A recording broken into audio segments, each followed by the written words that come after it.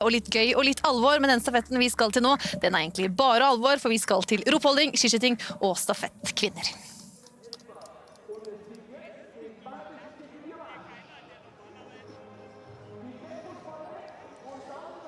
Og stafett, det er noe de liker svært godt her i Tyskland. Over 20 000 har møtt opp her i roppholding. Og man kan vel egentlig si at morgentimene her har vært ganske travle for i hvert fall oss og en del andre. Og hele byen var vel omtrent i sjokk da Johannes Tingnes Bø annonserte at han legger opp etter denne sesongen. Og det ble en pressekonferanse med veldig mye følelser.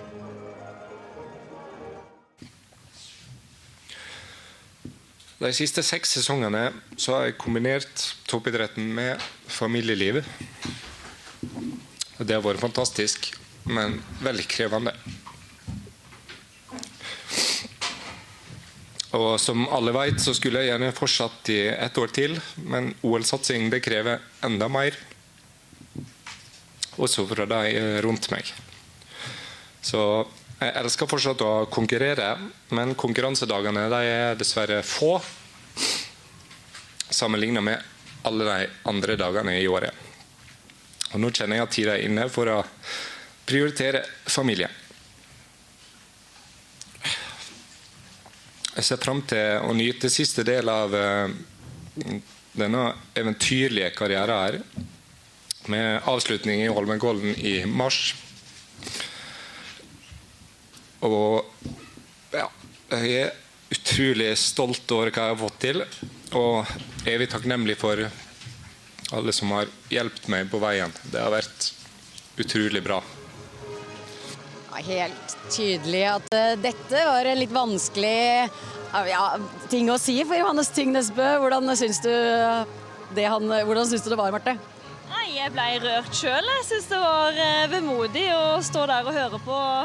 Skjønner veldig godt at han ble rørt. Det er en vanskelig avgjørelse, men det er noe som føles rett for han, og familien trenger mer tid, og da virker det som det rette å gjøre, men selvfølgelig, man vil jo alltid savne den skiskytterbiten. Ja, Emil, hva tenkte du da denne nyheten sprakk? Nei, litt samme som Marte. Det er jo veldig vemodig. En så stor og god utøver som gir seg, det setter sine spor, så det var en litt spesiell og uventet start på dagen i dag. Han har jo 88 seire på øverste nivå. Hvorfor har han klart dette her? Nei, han er jo bare en unik idrettsutøver, og det blir spennende å se om vi noen gang kommer til å få se en så stor stjerne i skiskyttersirkus igjen. Jeg har kanskje min tvil på det. Han vil bli stående igjen i historiebøkene som en av de aller største, så nå er det bare å nyte de konkurransene vi får se igjen denne sesongen her. Ja, hva tror du vi kan forvente i de siste konkurransene ut denne sesongen etter at han nå har bestemt seg? Nei, jeg håper jo virkelig at det kan være litt at han får børen av skuldrene nå med å ha gått ut med nyheten, og at han slipper seg løs og gir det norske folket en skikkelig avslutning på karrieren. Det hadde vært utrolig artig. Du er jo tidligere lagkamerat og kompis av Johannes Tingnes Bø. Hva er ditt beste minne? Nei, mitt beste minne med Johannes er helt klart VM-stafetten på hjemmebane i Oslo i 2016. Det var en helt elektrisk dag. Dagen etter de tok gull, damene, litt uventet, så hadde vi presset, og vi kjente hele Norge på skuldrene, så det var liksom den største opplevelsen som jeg sitter igjen med sammen med Johannes. Pluss selvfølgelig alle liksom bodd på dobbeltrom sammen og snakket mye skitt. Utrolig mye gøy. Hva med deg da? Hva husker du best? Nei, det er jo alt. Johannes har gjort så mye bra, så det er vanskelig liksom å plukke ut noe, men for min del, jeg har fått gleden av å gå med han på mange miksstafetter og parstafetter, og ja, kanskje akkurat nå så tenker jeg når han avgjorde miksstafetten i OL. Da var han i spurt, og han har jo snakket ned seg selv i spurt så mange ganger, men den vant han og sikret Norge gullet, så kanskje den står frem som det sterkeste akkurat nå. Men det er mer vi skal glede oss til her i dag. Det er kvinnene som skal ut og gå stafett. Norge må jo kunne sies å være litt underdogs her. Hva tror du om sjansene, Marte? Nei, vi har absolutt sjanser på pallen. Vi har 2 sterke lag med Sverige og Frankrike, men Norge de har store muligheter til pallen, og jeg håper at de er skikkelig på hugget nå i dag. Et litt annerledes lagoppsett kanskje. Hva synes du om laget, Emil? Jo, det er et litt ungt og spennende lag, men vi må unngå strafferunden, så har vi muligheten til pallen, tror jeg. Så det blir veldig spennende. Dere er positive? positive. Alltid positive. Ingrid Landmark Tandrevold er jo ikke her i rupolding, fordi etter at hun fikk hjerterytmeforstyrrelser og gjorde et inngrep tidligere i år, så har hun valgt å dra til Anterselva for å trene i høyden, der det er verdenscup neste helg. Og hun har sendt en liten videohilsen til jentene. Det gjorde hun i dag tidlig, før nyheten om Johanne Stignesbø ble kjent. Hei jenter, jeg ville bare ønske dere lykke til på stafetten i dag. Som dere vet så er jo jeg deres største fan, og jeg har skikkelig tro på dere, og jeg heier på dere, og faktisk så savner jeg dere litt også, etter 5 dager uten dere. Utnytt den utfordrerposisjonen dere har i dag, bare gi gass, og det er ingenting å tape. Og ikke minst så må dere huske på å nyte den stemningen og energien som er på stadion i rupolding. Altså jeg kjenner den helt hit til Anterselva. Og sist, men ikke minst, det hadde jo vært litt rått om dere klarte å krype dere opp på pallen i dag, fordi det er jo Egil sin bursdag. Og det ble jo ikke akkurat liksom hæla i taket og tidlig feiring i går, så dette får dere til. Lykke til! Ingrid minner på at dere må huske å kose dere, nyte stemningen. Dere kan ta en pallplass her, hva tror du? Ja, jeg har veldig tro på laget vårt i dag, så vi skal bare gjøre vårt beste, så tror jeg det kan bli bra. Hvordan er det å være ankekvinne for Norge da? Det er veldig stas at de har tro på meg, så jeg håper jeg klarer å levere ganske bra i hvert fall. Hva er planen for å gjøre det? Det må henge med på skyting også, enkelt og greit. Du har tatt med glitter i hvert fall. Ja, så satser på at det er en liten ekstra spark i dag. Ja, det glitter overalt, sier du, og dere ser bra ut. Hvordan føles det i dag? Det føles veldig bra. Det er perfekte forhold både ute i løypa, og det er mye folk som har begynt å komme allerede, så det blir gøy å gå. Hvordan har denne formiddagen vært for dere? Nei, det var jo litt overraskende for oss også, for så vidt, men ja, det er mye som skjer i dag. Stafett for oss er det aller viktigste akkurat nå. Hva er planen din på denne stafetten? Oi, prøv å gå fort og skyte på. Hva er det som er gøy med å gå stafett for Norge? Nei, det er jo morsomt å være et lag da. Hva tror du om laget deres? Jeg tror det er bra. Sikker? Ja. Hvordan blir det å gå første etappen på denne stafetten, tror du, Karoline? Jeg tror det blir veldig spennende. Det kommer til å bli tett, det så vi på gutta i går. Og kreves god skyting. Jeg tror det kommer ikke til å skille like mye i løypa som det kommer til å skille på standplass. Så der vil det gjøre en god jobb. Hva slags plan har dere lagt? Offensive, kose oss.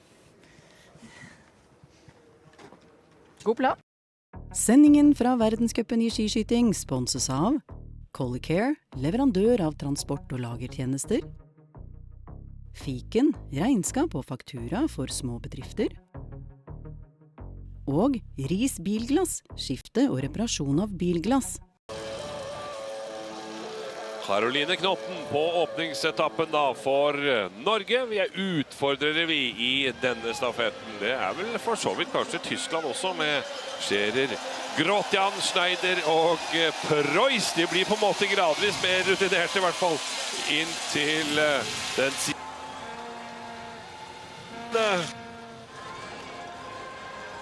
Var det fra første etappen, 2 andreplasser denne sesongen på franske stafettkvinner. Tror de er litt sånn revansjelystne og sultne på å ta en seier. Tyskland har jo en, 7-1 har de denne sesongen. Svenskene er best sånn sett med første- og tredjeplass på sesongens 2 kvinnestafetter. Magnusson, Halvarsson og 2 ganger Øberg. Det er Sveriges lag.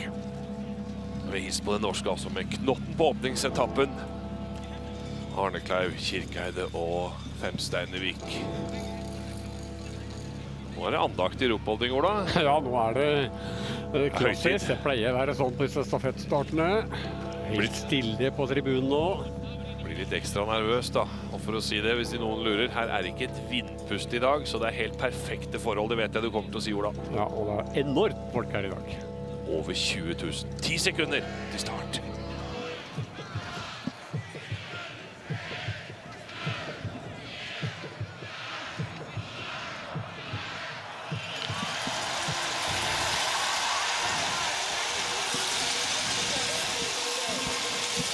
Da er vi i gang. De suser ut foran publikum her. Paula Boté har jo vist at hun er offensiv på en del første runder, og sniker seg vel opp i teten når de passerer deg, Ola, eller? Ja, Magnusson og de er ganske side om side her. Ja, får vi se. Emil så tar kommandoen da på denne 2 kilometeren. Det virker å være et godt føre i dag også. Liksom alt er perfekt nå. Veldig fin dag. Jeg har vært ute her og sett på forholdene. Og fantastiske skiforhold. Vært kaldt på natta som berger skiføret. Det er jo noen plussgrader ute, men også ligger jo stadion her i skyggen, så kjempefine skiforhold. Og som du sa, det er veldig lite vind, så det blir å unngå strafferunden, tenker jeg, som blir nøkkelen for norske laget. Så spennende og viktig for Karoline å komme i gang godt her nå. For å få inn en trygg og god ligaserie, så er hun i flytsonen. Ja, for det håper vi, Ola, at hun kommer litt tilbake til de gode taktene. Ja, vi håper virkelig det, for det har skytmessig har det vært veldig tungt.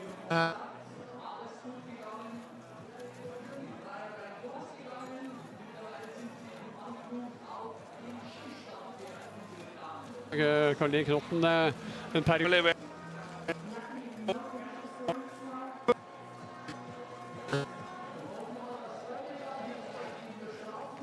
Hun litt i en sånn blindgate skytemessig, men da får håpe hun tar det fram når det skal leveres 2 på åpningsetappen. Hun går i hvert fall sin 16. første etappe. Det er bare Anne-Helen Skjelbreid som har flere, med 36 for Norge i kvinnestafett. Så rutinen skal jo være her, Emil.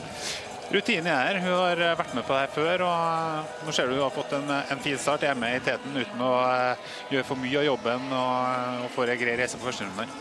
Skal man bare ligge bak? Skal man ikke det? Jo, jeg tenker at for hun er ikke noe vits opp å dra her. Det er første runden, bare spare krefter inntil ligg og unngå uheld.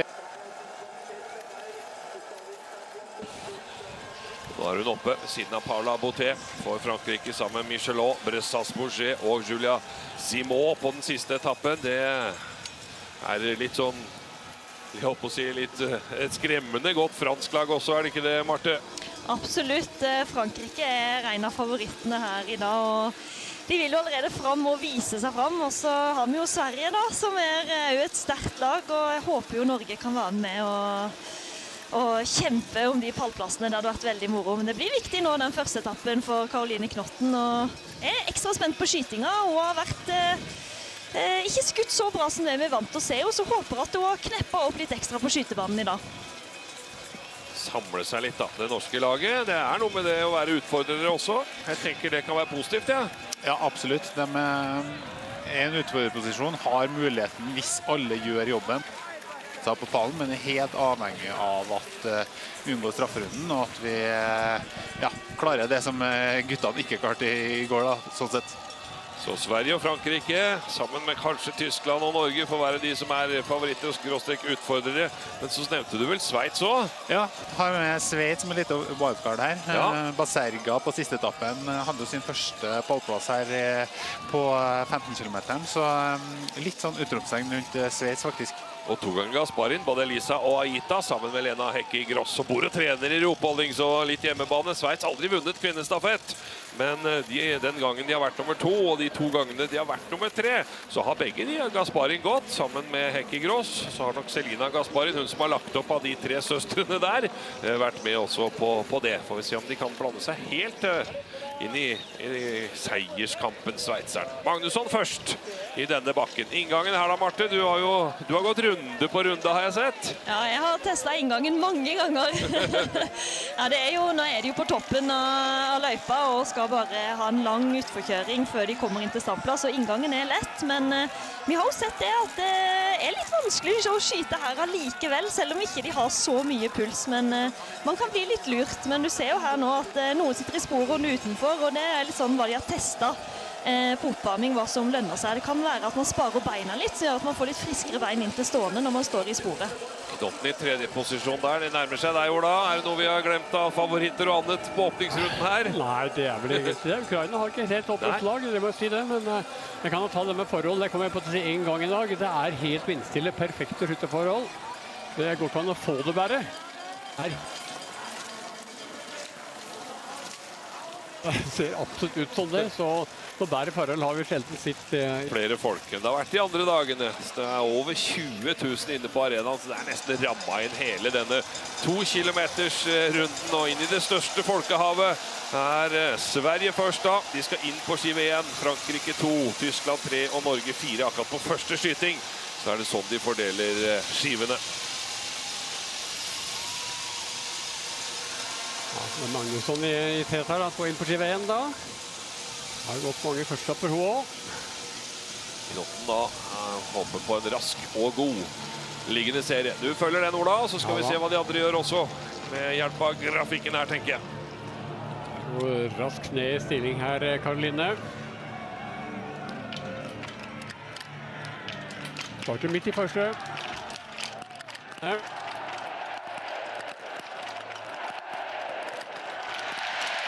Bom venstre. Treff høyt. Og fullt ut. Flott serie. Da er vi med. Sverige er ferdig. Polen det samme. Østerrike, Ukraina, som du nevnte, Ola. Vi skal ta de ut her, men det var jubel for Tyskland. Men der ble det stående igjen den aller siste. Og Frankrike, det er jo veldig trøbbel for Paula Boutet her. Ja, det er kjempetrøbbel. Bommer, skyter rett dårlig. Bom venstre, bom under her.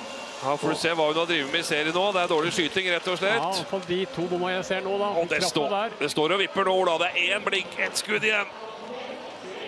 Å nei, for en runde. Bom ned høyre. Da blir det tøft for Frankrike her. Helt sist ut av skytebanen, Emil, og inn i strafferunden i tillegg. Det var jo en voldsom tung start for storfavoritt. Ja, det var jo marerittstart for hun da. Så, men jeg sier jo bare alt om skiskyting. Kommer inn som favoritt og går ut med strafferunde etter første ligg.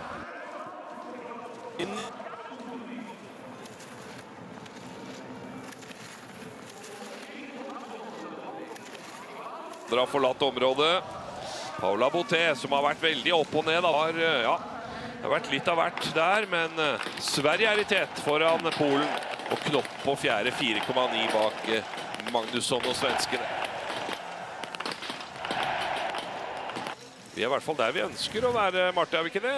Jo, jeg synes det var veldig bra, Karoline Knotten. Jeg fikk ikke se så mye av skytinga, men jeg var litt redd for at hun skulle bli for offensiv og ikke finne liksom den stillingen før hun begynner å skyte. Men nå skjøt hun 4 gode skudd og var skjerpet på ekstraskuddet og satt dem med en gang. Så veldig godkjent av Knotten på den første skytinga her. Ja, det var jo 5 veldig gode skutter da. Så var en dro ut venstre, resten satt jo kjempefint. Så det var veldig bra. Har vært med på 10 stafettseiere også, Karoline, så det er rutine her, altså på åpningsetappet som har blitt hennes spesialitet. Ja, det ser jo, vi har jo snakket litt om ski her forrige dagene, og det ser ut som Karoline følger ganske lett her, synes jeg. Ja, hun var faktisk også 4,9 bak, så hun har både tettet luka, Emil, og tatt ryggen ganske elegant og greit. Ja, ser veldig bra ut. Og Boutet 52 sekunder bak. Tsjekkia Islova hadde jo også strafferunde da, men de er nå med 20 av 20, det franske laget. Jeg vet ikke hvordan det er å forberede seg til en stående skyting når det gikk så gærent på liggende. Nei, utfordringen nå er at du må ta inn litt på mellomrunden når de andre går og på en måte kontrollere foran der, så er det ikke optimalt det. Men de er så gode med Michelot, Bressas, Bourget og Simon. Hvis de går toppløp herfra og inn, så skal vi ikke avskrive de fra noe som helst da. Ja, vi hadde da ofte den filosofien at hvis noen får en runde, så er det fortsatt ganske det. Hvis alle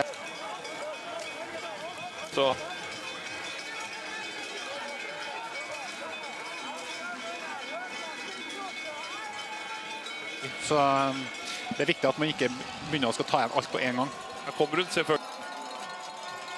Nå har vi vel ikke noe dårligere ski enn Sverige, Ola? Det ser ikke sånn ut. Det har jo vært at Sverige har vært i førersetet angående skismøring her da tidligere i hvert fall. Men, ja, i hvert fall på langrennstiden. Ja, det er ingen tvil om det. Og de har hatt gode ski, og det har vi sett også.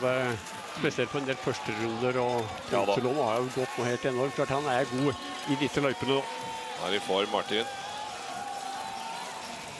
Vi er flott med Karoline Knotten. Marte, balansen må være offensiv og safe inn her på en stående på første etappe. Da. Hva tenker du? Jeg tenker at nå kan Karoline Knotten gå i den farta hun vil selv. Jeg likte selv å ligge ofte frem i tett hvis jeg fikk muligheten, for da kan man styre inngangen til skytinga, og hun kan få akkurat det hun har trent på. Så jeg tenker at dette er veldig bra for Karoline, så håper jeg at hun bare takler presset det med å stå på skivei, men nå kommer de jo samlet sammen her, og en kjempegod duellskytter, så jeg tenker at dette her passer hun veldig fint.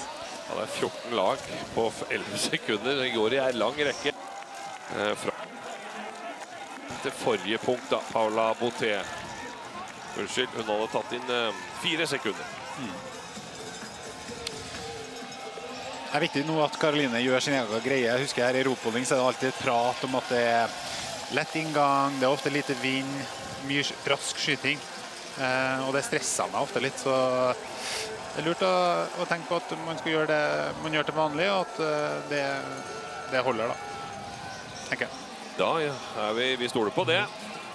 Det vanlige skal være godt nok her. Leder i hvert fall an inn sammen med svenskene da. Og Tyskland, de var også i gruppa der, hvis noen skulle lurte på det. De har en minst kanskje rutinerte Scherer på åpningsetappen. Ja, tøft satt opp etter H første, synes jeg, som har så lite verdensgruppeerfaring. Nummer 23 på denne 15 kilometeren. Jeg har ikke gått så mye annet enn det. Bare en til selvfølgelig, men det var hennes beste i hvert fall. Ja, et norsk lag på offensiven. Vi er jo her bare for å utfordre vi. Og da er det vel like godt å ta teten på vei inn foran publikum, de store masser, og ikke minst foran Ola Lunde. Perfekt er det vel stadig. Ja, det er helt suverene forhold. Mattene ser helt grei ut. Det er ikke noen glatte matter i dag i hvert fall. Ja, det er bra, for det synes jeg de var her om dagen, lite grann. Det ser veldig greit ut. Ja, det tror jeg det må være. 14 lag etter hvert inn her nå, sammen.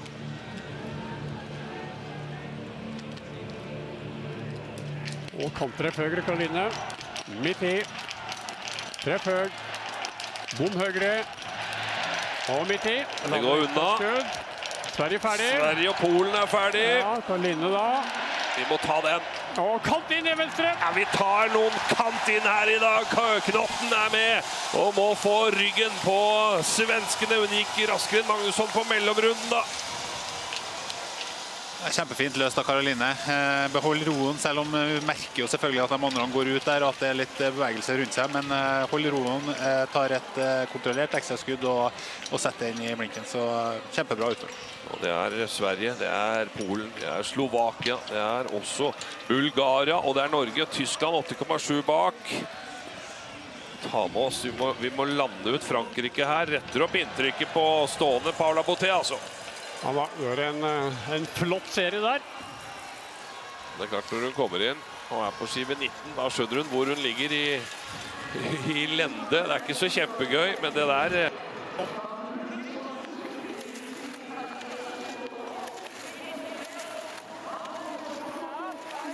Har ålreite bein å stå på stående, så hun viste jo her nå at hun er god skiskytter.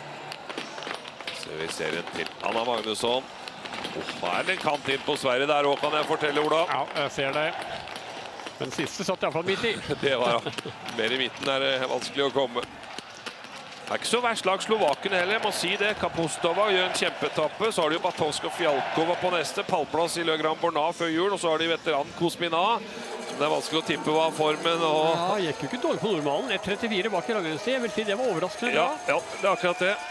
Vi har knotten i tet, gikk ut bak svenskene, men vi er offensive vi. Og vi setter det til Patrick Åberger og Anders på indre bane. Ja, Patrick, det ble en kant inn på Karoline. Hvordan vil du oppsummere hennes storskytingen? Ja, om det er kant inn eller kant ut, treff, men jeg er veldig glad for Karoline. Det er i alle fall hun har løst situasjonen veldig godt, og synes hun har gjort den jobben vi ønsket å se fra hun.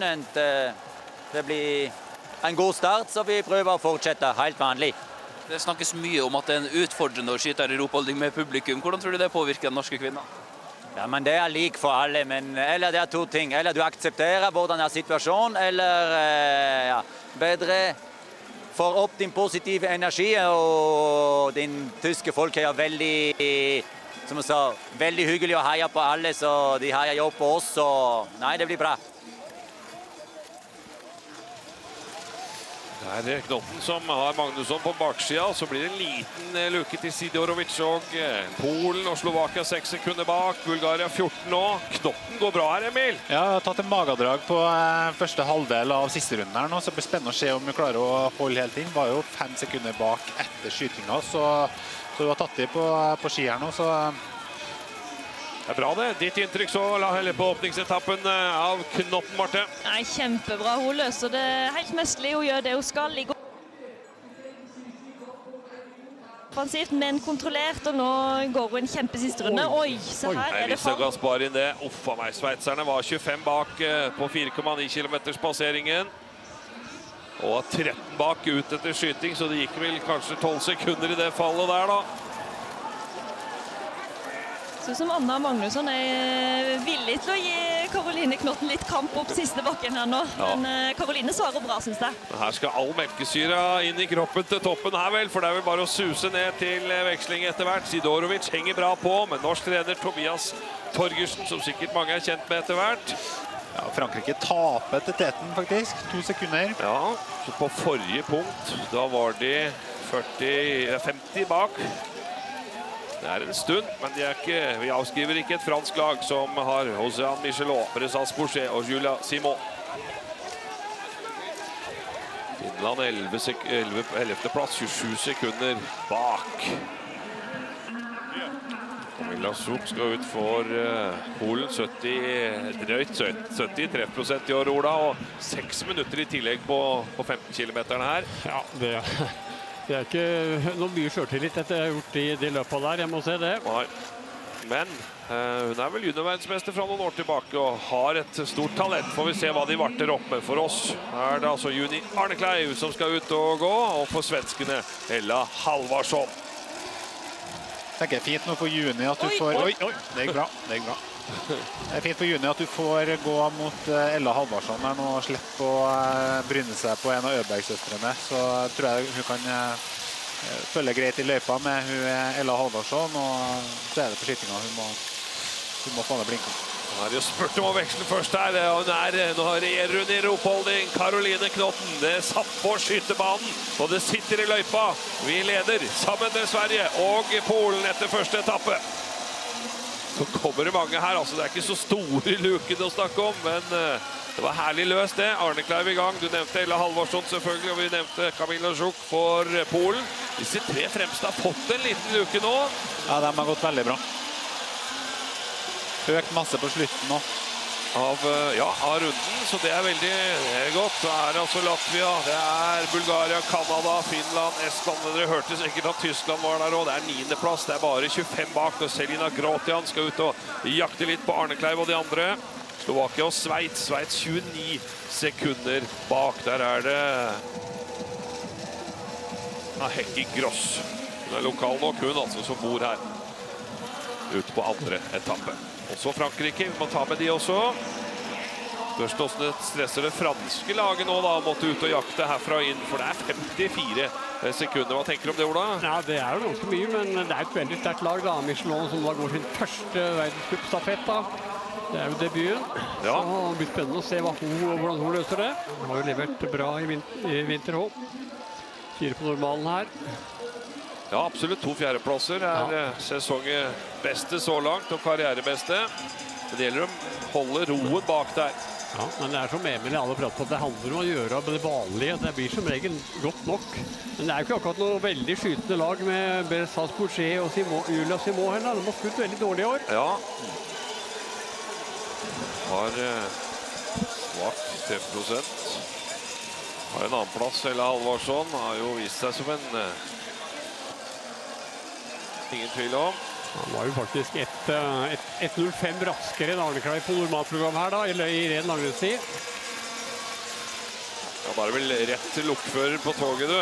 Jeg tenker da at Juni ligger fint i ryggen her. Jeg skal ikke opp og dra nå på første runden, så få en trygg og god liggserie, og så kjenner man jo etter hvert hvordan formen er i løypa, og om hun kan ha med å gå på utover i løpet. Ella Halvarsson ble nummer 9 da på normalprogrammet med 1 bom. Juni Arnekleiv nummer 27 med 2 bom. Men hun jobber seg vel litt tilbake da, Juni, etter sykdom, Marte, gjør hun ikke det? Sånn steg for steg her. Ja, hun gjør det. Hun trenger konkurranser nå. Jeg synes det var en bra gjennomført normalprogram, og hun trenger det løpet her nå. Så jeg er helt enig med Emil. Det er lurt å ligge i ryggen der på første runden, og så se hva man har å spe på med utover i løpet. Bra trøkk i Batoska Fjalkova, nummer 5. For slovakene. Gamle Østerrike da på...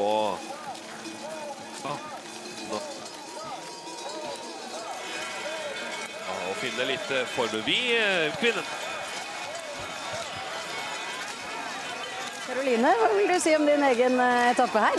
Nå er jeg nærmere det jeg vil være. Jeg synes jo at jeg var positiv etter normalen, selv om den ikke var topp. Men jeg kjente at det var på et steg i riktig retning, og enda et steg i riktig retning i dag. For så vidt så har jeg 1+1 ekstra skudd, og det noe jeg sier til meg selv på stafett, at skyter jeg en vanlig serie, så det raskt nok til ett ekstra. Men jeg kjente skjelven på å stå på det siste der. Jeg var veldig glad for at jeg ikke ble stående der og ta et til, fordi da hadde det ristet godt i beina. Men jeg klarte å fighte inn den, og må bare takke smøreren i dag, altså, fordi vanvittige ski. Det var utrolig gøy, og Sturla sa det i går at du trenger egentlig ikke å skyte fortest, fordi det er så fordel å komme bakfra, spesielt i starten på runden, og det kjente jeg. Kom jo rett opp i ryggen til Anna der, og det var gøy, altså. Takk. Dette jo strålende. Jeg ser på Grotjan, 24 bak. Var det ikke 25 jeg sa da, så Tyskland tar ikke noe særlig innpå. Men jeg tolker, Emil, at Halvarsson går har gått en grei åpningsrunde her, holdt jeg på å si. Ja, vi så jo at du tok i friskt i bakken der, så det har ikke vært noe hvile-EM på juni bak her. Så. Det frustrerende når de... Ja, nå skjer det ikke her da, men når jeg så Arnekleiv hvis det bare kjørte forbi utforkjøringen, det litt kjedelig å ligge foran når folk suser forbi nedover, eller? Nei, det jo en del av gamet. Den slipstream-effekten jo ganske sterkt, og det fint for å ta en liten føring, har jeg ikke noe å si det. Neida. Og det svenskene å ha et gode ski her, så sånn sett det greit. Inn retning Ola Lunde igjen, det drar seg til mot første skyting på den andre etappen. Ja, det gjør det. Det ja, jeg må si bortholdet helt vindstille skiven. Det helt vindstille. Faktisk en liten trekk fra høyre, men det maks et knep. Kan det være flaggene de vinker med her, eller i dag ja, perfekt allvidde fortsatt. Absolutt. Halvarsson offensiv hun. Altså skytemessig tror jeg hun kommer til å dra på litt her. Vi får se da, så hun vil ta kommando inn på skive 1. Arnekleiv og Camilla Schuk da inn på skive 2 og 3. Disse tettlagene har et par og 20 sekunder å gå på til den store gruppa med rundt 10 lag jagende bak. Det tog som suser over ståplass. Dere ser det i bakkant der. Da det Grotjan først for Tyskland inn på skive 4 straks. Arnekleiv treffer venstre. Midt i. Og midt i. Perfekt! Ikke noe å hente på den, og Sverige, det dessverre 2 ekstra skudd de må ta i bruk, og Schuk, hun må stri litt for å holde seg unna strafferunden. Da Torgersen stressa. Hør på Tyskland. Ja. Sverige fullt hus, Finland fullt hus. Ja da, Finland bra, vet du, med en outsider i dag. De også, vi har ikke rukket å gå gjennom alle de, men de har minken nå da. Og Tyskland også ferdig da. Grotjan klarer seg. Men det var en enormt rask serie av Grotjan frem til den bommen. Og så det dessverre strafferunde da på Polen og Camilla Schuk en runde. Uff, ja. Hun en blindgate skyttemessig, har jeg skjønt. Hva med Frankrike? De begynner å bomme her. Vi må ta de med, men jeg er litt enig i hvordan de har ikke treffprosent på Bressas Bourget, i hvert fall til at jeg skremt akkurat nå. Nei. Treffer jo bra her nå da. Låg treff det her. Ja da. Så var det ladet ekstra skutt, og det brukte jeg ganske mye tid på. Echelon her altså, men jeg tenkte på neste etappen også. At, kom så greit gjennom der. Ja, hvor skal de ta oss? Ja. Nei, det ikke noe bra start for Frankrike. Det her over et minutt bak nå, så når det begynner å komme ut på, godt ut på andre etappen, så begynner det å bli mye å tenke at det kanskje litt mye. Men Norge, Finland, Sverige, det ja, det jo litt artig. Ja, nordisk trio i tett her. Ja. Og Latvia og Tyskland, de 20 og 24 bak. De har Bendika på denne etappen. Det en flott serie av Arnekleiv her, altså.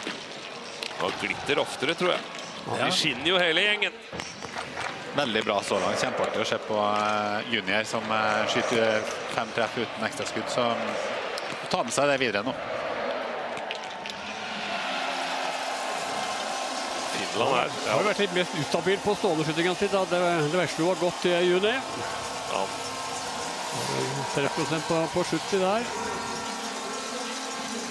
Jeg synes Juni går fint her, danser fint i dobbeltdansen, og jeg liker veldig godt det jeg ser på skytinga. Hun ser så bestemt ut, blunker ikke en eneste gang i løpet av hele serien, og jeg har en følelse av at vi ser en Juni skikkelig på hugget her i dag.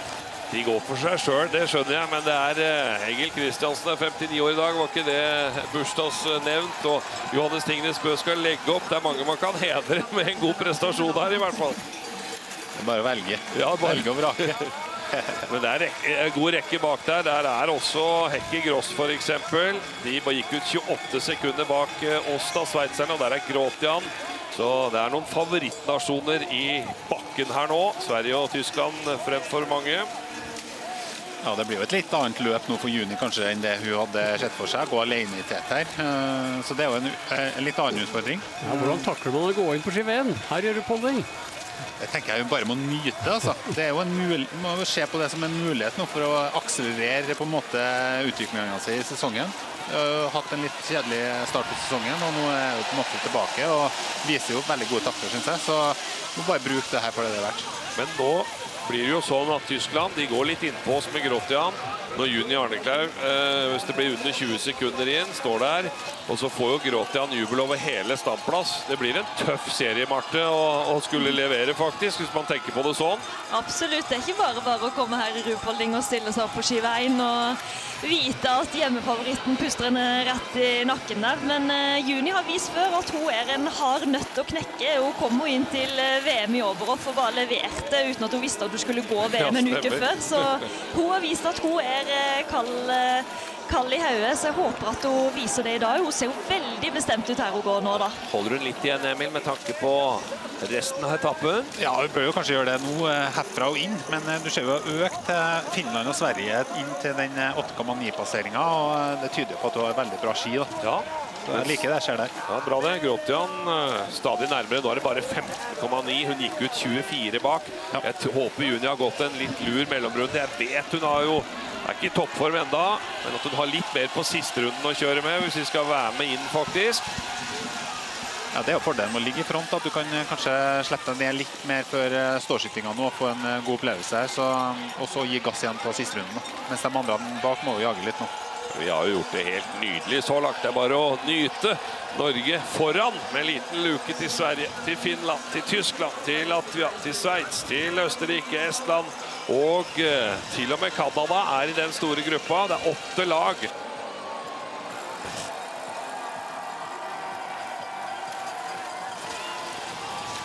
Ja, det er ordentlig tett, så vi kan ikke gjøre mye feil for ledelsen her. Det er bare et par ekstra skutt, og så er det jo egentlig hentet opp igjen hvis de lykkes de som er bak da. Ja.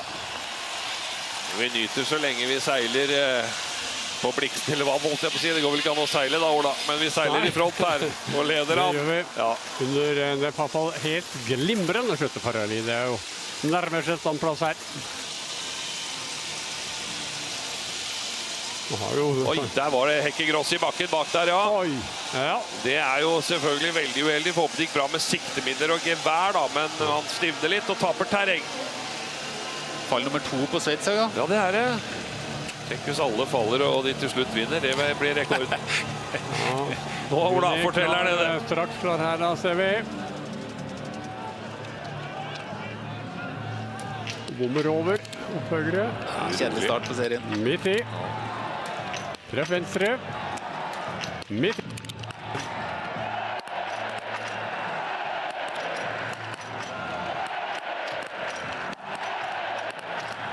Og treff høyre. Det står enorme bevegelser, men hun tar seg sammen. Og... Ja, Halvarsson sliter jo her.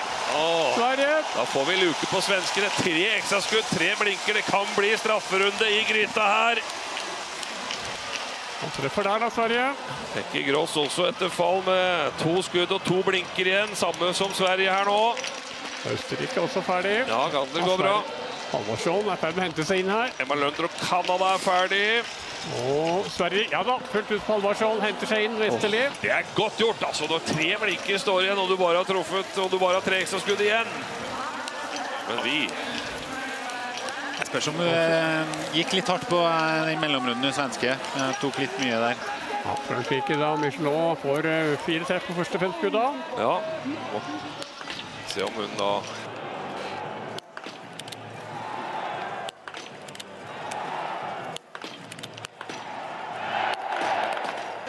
Ja, men det har jo litt med måten å føre inn på da, at hun skyter. Men hun da må jo være enormt offensiv når hun treffer så bra, så tenkte jeg... Ja, og ekstraskuddet gjennomførte hun jo på 5 sekunder eller noe sånt, så det var kjempefort. Det var veldig, veldig bra.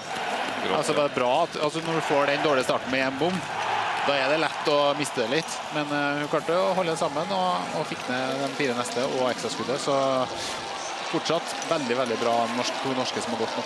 Hva sier du, Marte? Jo, jeg vil si jeg er litt enig med du, Ole Kristian. Det var enorme bevegelser, og jeg vil bare benytte mulighet til å skryte av Juni, for det viser at hun har så mye bevegelser i børsepiper, så må ha veldig høyt trykk på avtrekkeren for å klare å ta blinken når hun først har den. Så der var hun selv med mye bevegelser, skikkelig hard og kald, og klarte å trekke på rett tidspunkt. Det synes jeg var skikkelig kult å se. Grotjan slo jo da, eller tok tosifret antall sekunder på Arne Kleiv, i hvert fall på den mellomrunden, men det er kanskje et annen kabal nå på den siste, Emil. Ja, det er jo det. Og tyskeren går jo inspirert her i tet foran hjemmepublikummet nå, så det er jo bare å henge seg på her nå. Og veldig viktig at du ikke gir noen luke her nå inn til veksling. Og bare bite tenna sammen her nå.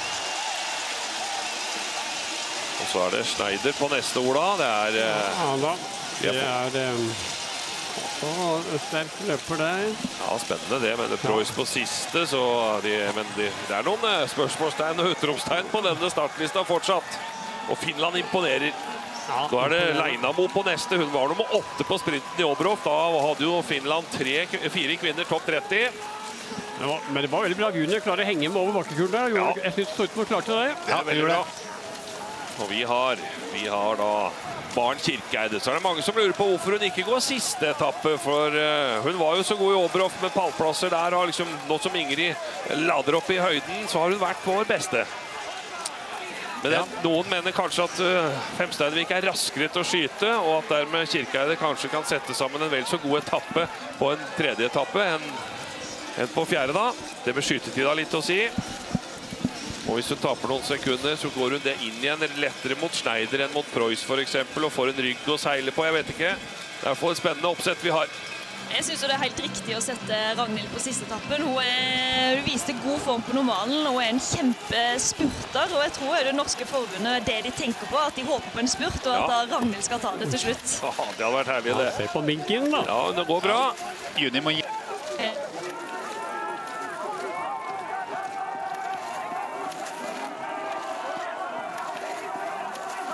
Og på forrige punkt så var hun 23 bak. Hun går en nok. Du gjør det, du ser jo pusher dobbeltlands opp hele den bakken her, og de andre har jo begynt å padle for lengst, så hun er sterk. Det var rått godt, tatt inn på Norge. Nå gikk jo også, det var vel vis-à-vis Tyskland da, som hun tar også mye. Så Sverige er med, de har 2 ganger Øberg, Hanna først, deretter Elvira. Og Sveits, 7. plass, 35 bak. Intet avgjort. Ja, men jeg må si at Sverige på en måte er en favoritt akkurat nå, altså med søstrene Øberg. Det er knallsterke.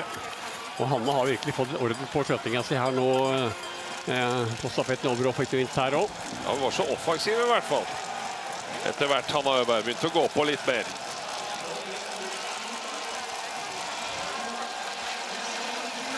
Det er litt glatt i den svingen der virker det som, siden de lister seg såpass rundt. Da har de spurt om å veksle først. Vi er noen sekunder bak. Dessverre får ikke Kirkeide helt ryggen til Sofia Schneider ut her da, og finske Leinamo.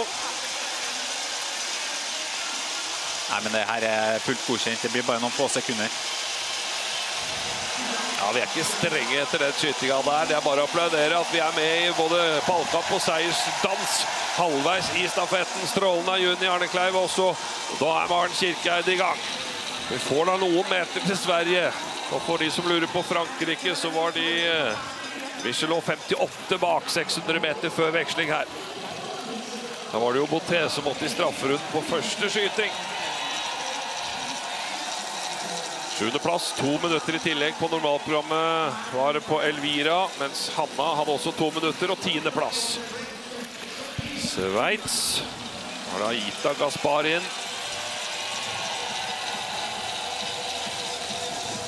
Der er Kosmina i gang. Og Hanna Joppe for Østerrike. Og så for Kanada. 9 lag, 37 sekunder, Ola. Det er rock'n'roll-stafett dette her. Det er veldig, veldig tett stafett, som det så ofte er i rullholdning. Det er jo rett løype, rask og lett standplass. Og det er, ja, det er høyt nivå på de beste lagene her. Men det er jaggu meg trøkk ut av en annen verden nå, du. Ja, det er altså så enormt trøkk her når tyskere er inne og skyter. Lyden slår i fjellveggen bak skivene der og kjem tilbake, så Det er en mektig opplevelse det. Og det som er litt spesielt i ropoling er jo at den største tribunen er jo, altså jeg tror løperne når de står på og ligger på skyting, så er det sånn 20 meter bort til tribunen liksom. Det er et helt vilt trykk. Altså jeg synes det var veldig, veldig artig å stå og skyte her. Men man kan jo bli litt, man kan jo få litt skjævlen av det. Her har verdenshistorien en lang rekke med skiskyttere som har fått litt knær som danser helt ufrivillig, altså. For det er noe med den tettheten du føler, og du ser jo halve stadion i øya, og når du glir inn her de siste 100 meterne mot skyting. Hva tenker du om tredje etappen nå da, Marte? Nei, det blir spennende å se hva Maren velger å gjøre nå. Hun ser ut som hun har bestemt seg for å ta de riggene inn til skyting. Hun er allerede godt i gang. Maren har jo en veldig god kapasitet som hun viste i Oberhof. Og få en bra, nå er jo i rigg allerede, og få en lett innkjøring til standplass blir bra for Maren.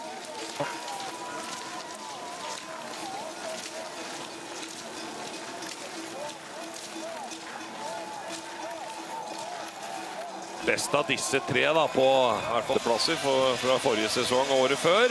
Som karrierebeste. Kirkeide har jo sine 2 pallplasser, andreplasser fra Oberhof. Og Leina Mo er også litt mer ung og ubeskrevet blad da. Sverige. Det er vel det som kanskje er 2 ganger Øberg nå. Gikk ut 21,3 bare bak. Og har tatt 7 sekunder allerede ute. 12,9 der, Hanna. Ja, men jeg er vel nok det sånn at de klare, men i hvert fall favoritter hos meg. Ja, men da har de bare tatt 2 til Norge da, Ola, så det er jo, ja da. Men det er veldig bra åpning av Maren hjemme til Kirkeide, som å si det. Det er jo vist veldig solid form. Det er jo litt det å tape litt på en stafett her, da, med så rask skyting er jo skytehastigheten hennes som ikke er helt optimal. Her er det fortfilm på Maren, og så er de andre spillere. Det er jo helt... Forkjøringen! Det er jo sjelden. Det der er ikke bare å ligge bak, Ola.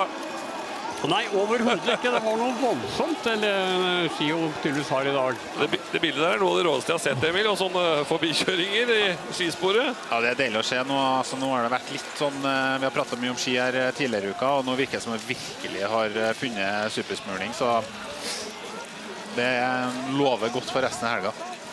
Det var fort film, altså, på Hjelmeset Kirkeide, men de er med her. Tyskland og Finland. Og Sverige har liksom en liten sånn ingenmanns land, men bak de 3 fremste og foran de 5 neste. Tappet 1 sekund fra forrige passering da. Og satt vi Kirkeide i hockeystilling helt opp til passering nesten. Vi må sende en hilsen til smørbussen. Nå virker det å være rått. Hanna er vel en klart raskeste av de som skal inn i skyte nå da. Har jo veldig bra skytetider. Nå er det raskeste på alle løp. Ja. Men den skal treffe også. Det har vi så i år. Ja, på begge søstrene Øberg. Ja, det gjelder jo alle skiskyttere sånn i realiteten, men de har nå jaggu vært mer ustabile enn en del andre også, både Hanna og Elvira. Ja, det er litt unormalt at i hvert fall Hanna har vært såpass ustabil. Ja. Men nå får Maren lov til å kjøre sitt eget tempo inn på skytinga, og håper hun bare er like kald i hausen det hun pleier å være, legge seg ned og gjennomføre akkurat det hun har trent på, så blir dette utrolig bra. Det er lite som stresser Kirkeide, normalt sett. Ja, og forholdet her er jo helt optimale, helt vindstille. Lydstille er det ikke. For nå er Tyskland med, Sofia Schneider. Hun er nok litt stresset hun også. Har en litt over 83% liggende og litt over 70 bare på stående vel. Ja, det er ikke noe veldig det hun har der, nei.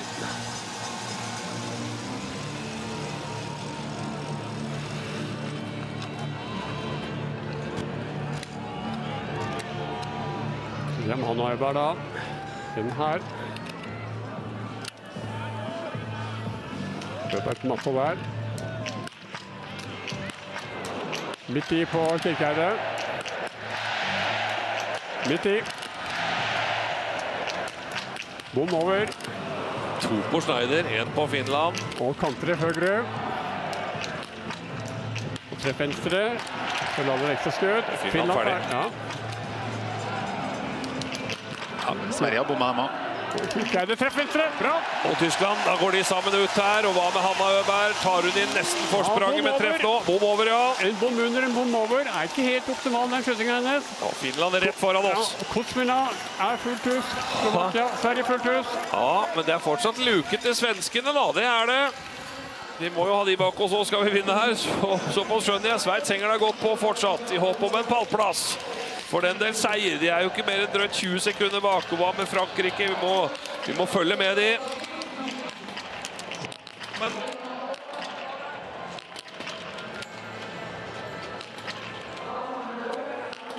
Har en bomb på det. Det var Brezas-Porcher. Vi er med teten ut her. Vi er rett bak Finland. Og vi har Juni Arnekleiv sammen med Hanne Skjellum. Ja, hun har stått der og sett på skytinga til Maren. En spennende stafett der. Ja, fy søren. Det er bra trøkk i løypene. Fy søren så mye folk det er. Ja, hvordan er det å komme inn her foran de folka med? Det går egentlig ganske fint når du går selv. Det er enda verre når du ser på andre. Det er mye mer nerver da, synes jeg i hvert fall. Hva synes du om din egen etappe da? Jeg er egentlig veldig fornøyd. Offensiv og bra skyting, og så litt uheldig med første skudd, tror jeg. Det var nærme. Jeg så han ikke som er flue på det hvite her, så jeg er glad for at jeg har sett ekstraskudd og går så fort jeg klarer. Og så er det tøffe løpere jeg møter på siste runda der, så jeg hadde brennheite lår, hvis jeg er lov å si det. Takk skal du ha, Juni.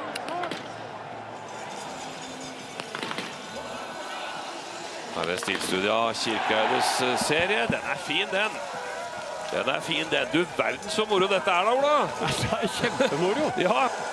Vi handler om å levere på startplass, nå henger Norge med. Gjør det, og for ordens skyld, og det ser dere jo her, da, disse 4-5 sekundene til Norge og Tyskland spiser vel Maren opp her med Schneider på bakhjula.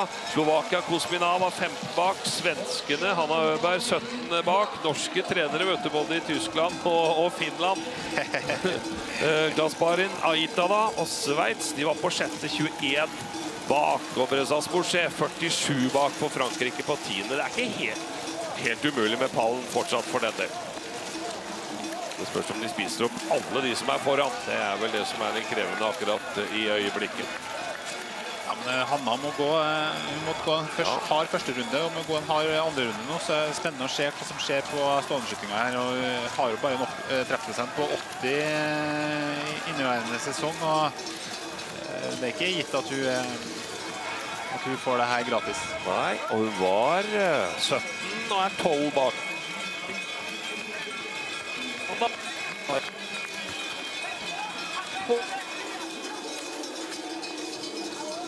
Nei, de som Hanna Øberg i den bakken her, og Maren at du har. Ja, der ble Marte borte for oss, men det melder seg vel på igjen. Men ja, da er vi i ferd med å ta over her, er vi ikke det? Ja, veldig går jo rett ut i tett her nå etter den utforkjøringen av Maren, så hun er offensiv. Jeg tipper Emil at de har snakket om det på møtet.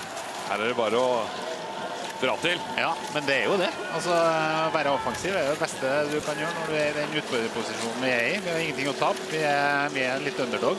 Så tydelig at de ikke har snakket om det, og at de er i angrepsposisjon. Det er kjempeartig å se. Så må vi huske på en ting, Maren er jo ekstremt god på stålbeskytning. Da har 90 har vært veldig god hele år.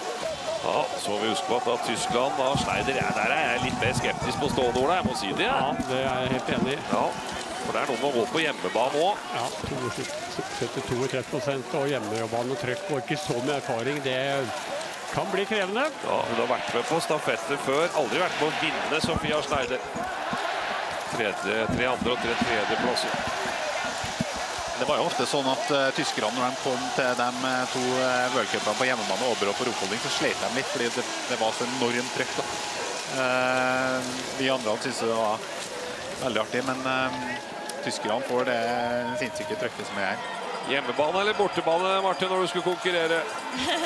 Nei, jeg synes jo alltid hjemmebane var gøyest. Det er noe med å gå foran hjemmepublikum og ha den støtten og det trykket på standplass. Og Emil var jo inne på det i sted, men jeg håper jo at Maren klarer å nyte det her med å skyte foran det publikummet, for det er en helt unik opplevelse som veldig få får oppleve, så jeg håper hun nyter den her følelsen nå. Leinamo har drøyt 70 i stående treffprosentuelt, 22-åring på det finske laget, som har en 8. plass fra sprinten i Åberhof som karrierebeste. Det her slipset ditt, Lunde. Det helt stedet det nå. Ja, og så ser på Vimpel, så henger de med rett ned her, helt opp for øl. Jeg synes jeg blir mer og mer nervøs. Sverige fortsatt ikke langt bak Hanna Øberg i inngang. 10 sekunder bak Kirkeid og Norge. Ja, det nå da. Straks på matta hun også.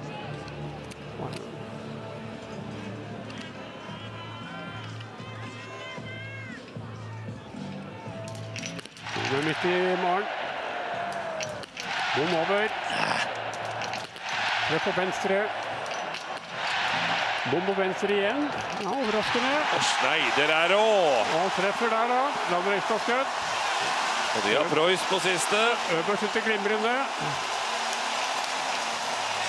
Han treffer på første ekstra skuttet. Ja, bra Maren. Så de ferdig. Ja, og Maren. Så lenge han treffer. Bra det. Litt så vi var litt ute et lite øyeblikk her, men det reddes inn igjen. Ja, men da det bare å hive seg på stavene her nå og få ryggen til Hanna Øberg ut. Det kjempeviktig nå. Og Sveits gjør det bra på denne etappen også. De har Baserga på siste. Ja, Finland sliter jo veldig her da. Nå faller de ut, og de gir 2 ganger strafferunden for laget til Erik Kulstad her. Ja, Slovakia da, Kuzmina leverer en grei serie, et ekstra skatt her. Ja, og så Bressas Boucher da ferdig. Ja, vi må klokke litt. Husk at Norge 19 bak, det står jo der. Sveits bare 4 bak oss. Det altså det tøffe motstandere for Ragnhild Femsteinevik på siste etappe.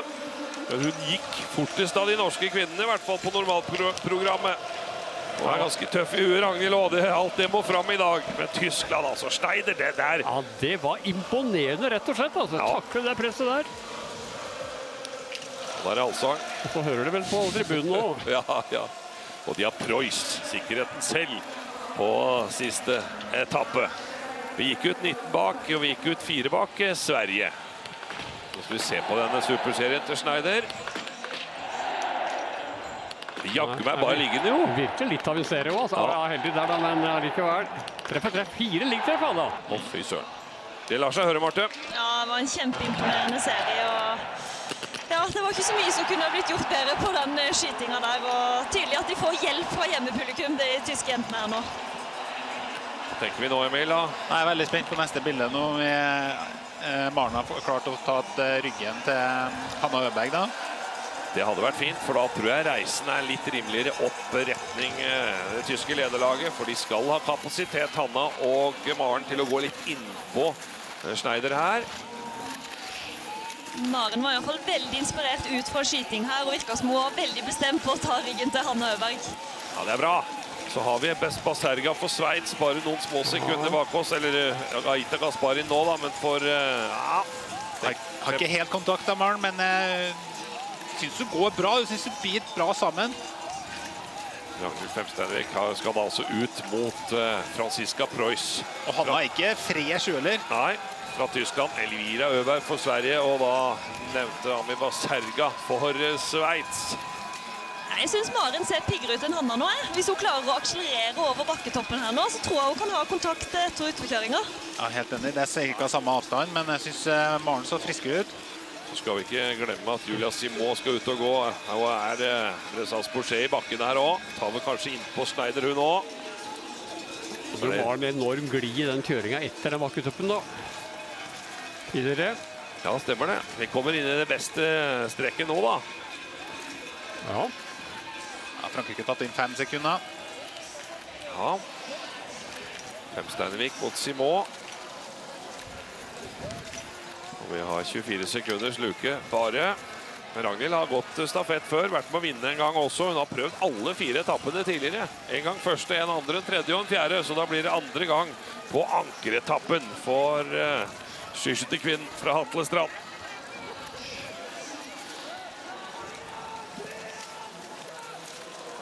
Hun jobber bra her nå, Maren, i dobbeltland, så jeg girer på å prøve å ta ryggen til Hanna før toppen her, men Hanna er seig, altså. Ja, men det jagger meg Maren Kirkeid. Hun har litt sånn der typisk norske skiskytterkvinneregenskaper som du hadde, og Marte, gode siste runder. Jeg tror Maren tar inn Hanna, altså. Tar nesten inn Tyskland også. Ja. Ja, dette er en ellevill stafett. Det var å nyte den siste etappen, som er nært forestående her.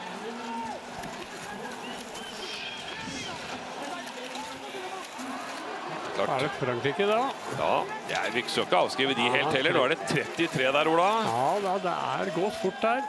Så er det Remenova for Slovakia. Skal da per CV kanskje ikke være god nok til å havne på pallen. Kosmina har også gått en bra etappe her. Og hun vakner til liv. Ja, hun synes hun leverte bra på normal langrennsmessig også. Hun har trent meget solid Kosmina i år, så... Hun er vel eldre enn både Emil og Marte, Ola, så de får jo bare begynne å trene de også. Er ikke Kosmina 40, ja? Jeg tror hun har det. Jo. Ja. Men har hun vært ute noen år, eller? Ja, hun la jo opp. Hun la opp, ja. Ja. Men det er moro den idretten, da. Se på det folkehavet her. Ja, vi er sur. Hun gikk jo ut 19 bak Schneider, og hun gikk jo ut 4 bak Hanna Øberg. Og har altså spist opp alt det på slutten. Ja, det er helt rått. Må jo nesten bremse her også. Dette er Sverige. Vi skal lede. Det er helt likt med Øberg og Kirkeide når de veksler, i hvert fall. Ragnhild Femsteinevik, Elvira Øberg og Franziska Preuss. Ja, nå Ragnhild, nå må vi gå ditt livsløp. Ja, det er ikke bare de utøverne Ragnhild går med nå, altså. Det blir knalltøft, men jeg har troa på at Ragnhild kan klare å henge i ryggen, og skyter hun bra serier, så har hun absolutt noe der å gjøre på spurten, så det kan bli veldig, veldig spennende. Men Marte, nå må du fortelle, dette er litt sånn som Kolv-VM i 2016. Du havna litt i samme situasjon, for det var før du hadde vunnet noe som helst, vel? Ja, det var det. Det var nerver i kroppen da jeg gikk, men blinkene datt heldigvis ned, selv om jeg måtte bruke noen ekstra skudd, så jeg håper at Ragnhild klarer å holde nervene i sjakk og fokusere på seg selv om hun går ut med 2 store stjerner og bare gjør jobben, og så kan dette bli veldig moro. Ragnhild er jo i god form, og vi vet at hun er en god spurter, så kommer vi helt til slutt av løpet, så kan Ragnhild få til hva som helst. Ja, og tenk for en drømmeutfordring da, å få gå ut med 2 så gode løpere her i Ruhpolding på en stafett. Det er jo sånne ting man bare drømmer om. Frankrike er bare 28 bak også når Simon la i vei her. Sveits 25, Hami Baserga. Så vi kan bli alt fra 1 til sannsynligvis 5 da, hvis jeg skulle tippe et sted der. Vi kan bli slått av Slovakia, Estland og Østerrike også, men jeg føler liksom at et sted mellom 1 og 5 kommer vi til å ende her. Og det er løpere som blir tatt igjen med en runde som da må ut for de som lurte på det. Men er ikke Preuss litt sånn, dette er da noen meter bak? Ja, det var litt overraskende, men ser ikke så stresset ut, så det var kanskje bare den løperen som hindret litt eller et eller annet. Ja, jo da. Straks i ryggen, ser vi, så det... Ja. Kommer det vel Preuss er verdens beste liggskytter, og vil vel levere en superserie. Men skal Ragnhild henge på Elvira her, Ola? Eller hva teller for Emil eller Marte? Hva kan dere si hva dere mener? Det får ekspertene uttale seg om. Ja, men du ser hun går jo billig bak Elvira her, og det eneste riktig å gjøre, tenker jeg. Ja. Tenker jeg det er en lett løype å henge i, så klarer hun bare å bite seg fast i den ryggen der, så får hun en ganske billig reise. Selv om Elvira er i god form og går fort på ski, så tror jeg Ragnhild har kapasitet nok til å kunne bite seg fast i den ryggen der. Ja, vi var litt sånn på normalprogrammet, Ola, så åpningsrunden til Ragnhild, hun kom jo på veldig sent startnummer, den var jo helt oppe i toppen. Den. Ja, var ikke nest beste åpning. Ja, det var helt enormt det hun leverte der, altså hun er god langrennsform. Den som hadde klart beste langrennstid av de norske jentene, 54 bak beste tid da. Og Elvira var nummer 2, 13 bak beste tid, så jeg tror det er helt greit å henge med der for Ragnhild. Ja, det tror jeg også. Når vi vet at vi har hatt litt trøbblet bitte litt med skien tidligere i uka, så tror jeg den langrennstida er kanskje litt sterkere enn det vi så.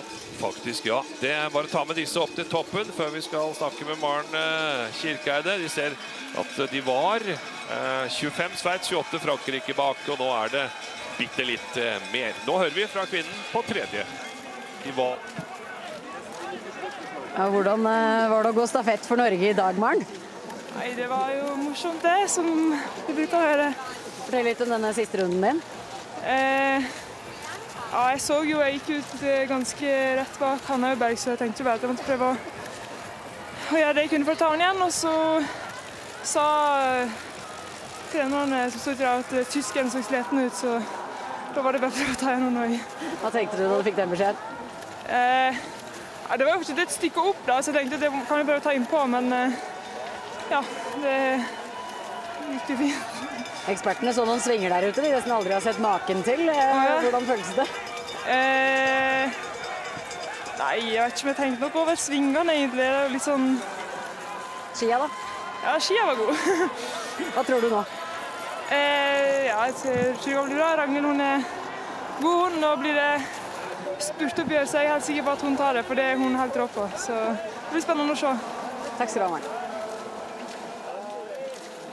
Det blir en meget dramatisk avslutning, men det må være lov, Ola, å minne om at Ragnhild Femsteinevik har vel da gått ett verdenscupløp denne sesongen. Hun er på dette Team Havland, altså utenfor landslagssystemet. Der gjøres det en kjempegod jobb og løfter talentene tilbake igjen, men det er litt mer erfaring i Preuss og Øberg. Det er ingen tvil om, da, men kanskje det blir litt mer nervøse da, på hjemmebane. Vi har sett Preuss sprekke spesielt på ståleskjøttinga i pressituasjoner tidligere. Og Ragnhild er kanskje, uten at jeg har sett på prosenten, men litt motsatt. Jeg synes hun av og til kan rote på liggende, men så er hun rå på stående. Hun kan det. Se her da. Altså den glien i dag. Ja, det er i hvert fall en ildopp, for hun har gått stafetter før og vært med å vinne alt mulig, Ragnhild Femsteinevik. Men dette her, i ropolding i dag, sammen med favoritter fra Sverige, og Preuss kommer inn midt mellom Elvira Øberg og Franziska Preuss. De er på mange måter to store i verden om dagen. Ja, og er helt vindstille, perfekt sluttforhold.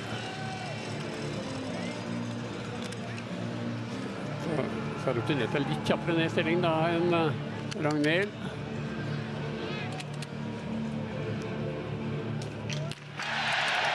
Ragnhild bom høyre. Midt i. Treff låg. Midt i for Ragnhild. Og bommer langt ned høyre. Avberekt på skøtta nå da. Frankrike inne. Midt i på Ragnhild. Så er det igjen nå. Viktig å sette siste nå, så får gå ut sammen Sverige her. Ja, bra. Elvira Øberg da. Det kan bli runde her nå. Simo begynner å bomme og treffe. Han bommer venstre over Elvira, og bommer venstre. Runde på Sverige. Men Ragnhild, hun er da med i høyeste grad i kamp om seier nå. 18 bak Preuss her, men nå får hun Simo og Baserga i her da. Elvira Øberg akkurat svingt inn i strafferunden nå da. Ja, det var en litt rotet serie av Ragnhild, men berga seg fint inn på ekstraskuddene, så har hun fortsatt muligheten her nå. Og 18 sekunder er jo ingenting opp til Preuss hvis det skulle skje noen ting på siste stå her. Ja, for nå får Preuss den der stillheten senker seg. 20 000 forventningsfulle hjemmepublikummere. Det er noen nordmenn og mange andre her også da, men hun kommer til å kjenne det også, Franziska Preuss. Og stående, Ola, der er prosenten lavere enn på liggende, for på liggende er det nesten 100 vel. Ja, 97 på individuell har jeg da, 84 på stående, og har jo også vist klar svakhet i sånne pressesituasjoner på stafett her da. Blant annet jobber og fortsetter jo, så det er ikke bare dette her. Men jeg er imponert over Preuss og den karrieren hun har fått etter hvert, egentlig etter Sverre Røisland kom inn som trener. Altså hun har fått en ny vår som skiskytter. Ja, så fikk jeg jo hatt noe trøbbel med, fikk jeg en operasjon i luftveiene som har gjort at hun har fått trent mye mer solid denne sesongen. Vi skal bare høre fra vår reporter også, Anders Boine Verste, da, med skytetrener på standplassen her. Patrick Oberegger, det blir veldig spennende den siste skytingen. Hvordan tror du Ragnhild Femsteinevik takler det? Ja, men det er ikke den siste skyting som er vanskelig nå. Hva vi har gjort, jeg synes den store jobben vi har gjort nå frem til siste skyting, så det er opp til oss hvordan det blir. Ja, det blir spennende.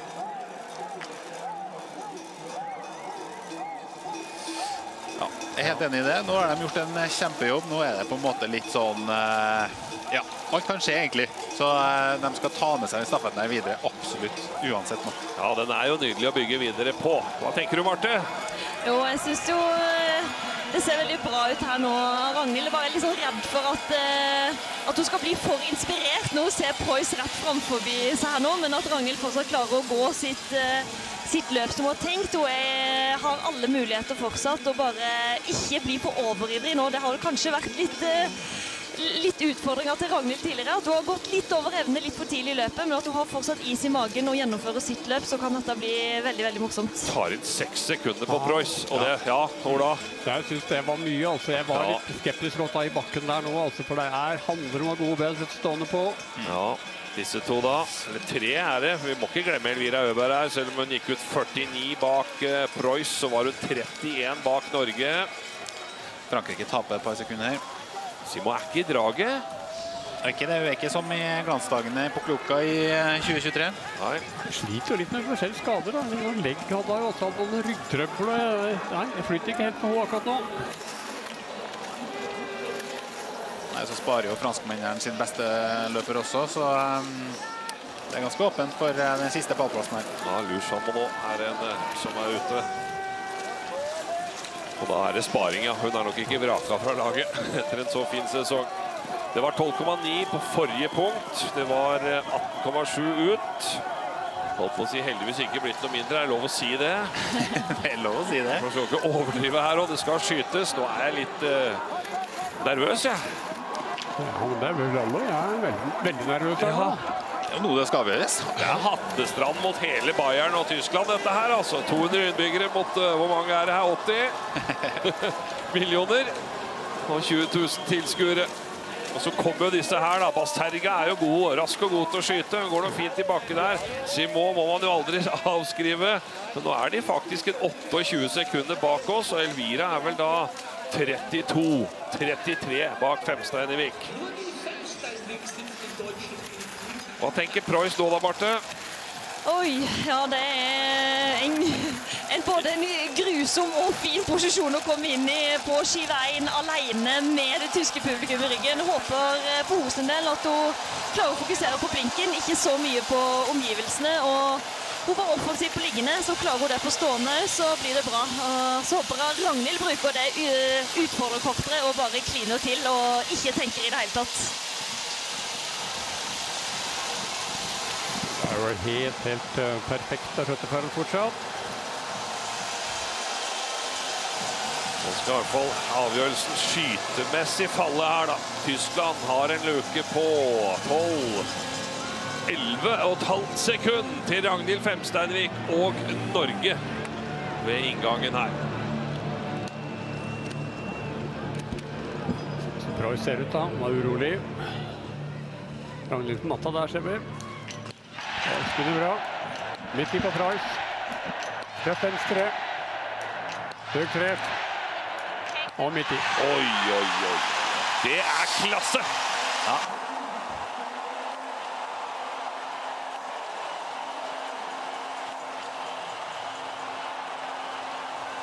Hun kan vinne hvis hun klapper inn det. Ja, da går det ikke. Jobber. Og bomber langt høyere. Rester litt i beina her nå. Ja, gjør noe av Sveits inne, Frankrike inne og Sverige inne. Denne må vi ta, Ragnhild. Tøft her. La vi dette nå. Ja, da midt i. Ja, bra. Og nå må du gå, for jeg tror Simon kommer snart. Skytter rekordraskt, Simon 4 og 5 rett ned. Oi, oi, oi. Det blir ikke mange sekunder. Basterga sa hun var rask og god til å skyte også. Ja, bli med hun også. Men Ragnhild går kjempefort ut fra stadion her nå. Jeg mente jo hadde hun tatt de 5 så fort som hun begynte, så hadde hun nesten vært i hæla på Preuss, eller i hvert fall kunnet jakte henne på siste runden. Simon på 17,4 sekunder, Basterga på 20,3. Og Øberg da også ferdig der da. Oi, jeg synes det sterkt av Ragnhild, Ola. Jeg skal akkurat å si det, det kjempesterkt. Det veldig, veldig bra så for en løper som Ragnhild å klare å mestre den situasjonen. Hun har en tøffhet, Marte. Kanskje det en ny ankekvinne av stort format i emning her. Absolutt, og nå har vi pratet mye om spurt, men skal hun først få ilddåpen i spurt, så det jo spurte mot Simon, så dette blir veldig spennende. Jeg vet nesten ikke hva jeg orker å se på. Nei, jeg får kanskje avbestille den spurten, så bare håper at hun kjører nå på siste runden. Hun hadde bare 5,6 sekunder å gå på til Julia Simon. Og Basterga bare 6 sekunder bak der igjen. Ja, Ola? Må vel kjøre hardt ut der da, må ikke det? Tror ikke det at de må gjøre det? Jo, må bare kjøre på nå. Må ikke slippe Julia Simon inn i ryggen. Nå må Ragnhild bare gå alt hun har. Hun jo i kjempegod form, og hun har en god spurt, men jeg vil ikke ha sluppet Julia Simon inn i ryggen, for hun kanskje den beste spurteren i feltet. Ja, det var en fantastisk stående serie av Preuss her under det trykket. Altså, jeg må si det er imponerende det å gjøre. Ja, irriterende bra, kan du ikke si det? Ja, men det er alltid moro å se store prestasjoner. Ja, absolutt. Ja da, 4 ekstraskudd totalt på laget fra Tyskland i dag. Norge med 10 ekstraskudd. Frankrike har jo denne strafferunden fra første serien til Paula Boutet, og 7 ekstraskudd etter det. 8 ekstra på sveitserne. De begynner å få litt VM-fever. Kan få da med en pallplass her hvis de tar Frankrike eller noen på slutten. Ragnhild har fortsatt luke her da. Ja, det.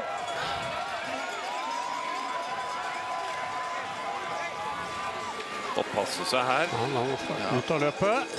Masimo litt mer trøkk enn i forrige runde i bakken her, naturlig nok. Så Ragnhild går bra. Det var altså bare 5 sekunder. Og det var det spent å se på avstand her nå. Ja. Det er mindre eller mer. Ja, ganske likt. 5 var det. Og det er mindre, ja. 4 nå. 4 nå. Det blir spennende. Hasarga var 11 bak oss. 27 til 38 hadde vært 11, så hun taper til Ragnhild noen sekunder, og skal vel egentlig bruke speilet litt mer aktivt enn å se fremover. På 41,9 eller 42 da med Sverige. Elvira er da bare 10 sekunder 11 bak pallplassen til, fjerdeplassen til Sveits her. Hva tror du nå, Marte, med Simo Femstenevik på slutten her? Har du noen følelse på det styrkeforholdet der? Det er kanskje feltets 2 beste spurtere, det. Så der tror jeg det blir avgjort på taktikk inn mot oppløpet. Det er et veldig raskt oppløp med høy fart, og Ragnhild er jo veldig god til å stå på skia og ha god balanse, og en balansekunstner der, så jeg ser kanskje litt med norske øyne, men jeg har troa på Ragnhild. Men nå har Julia Simon ser ut som har tatt igjen Ragnhild her nå. Ja, det er fortsatt noen meter da. Men skal hun må i hvert fall bare fortsette å kjøre vel, og ikke vente på noe spurt her. Nei, dette er siste bakken, så nå er det bare å kjøre på. Hun går da bra her også, Ragnhild. Det er fortsatt noen små meter. Det var 4 sekunder, og så er det fortsatt det. Simo kjemper jo febrilsk her for å gå inn på. Jeg tror Norge har litt bedre ski enn Frankrike.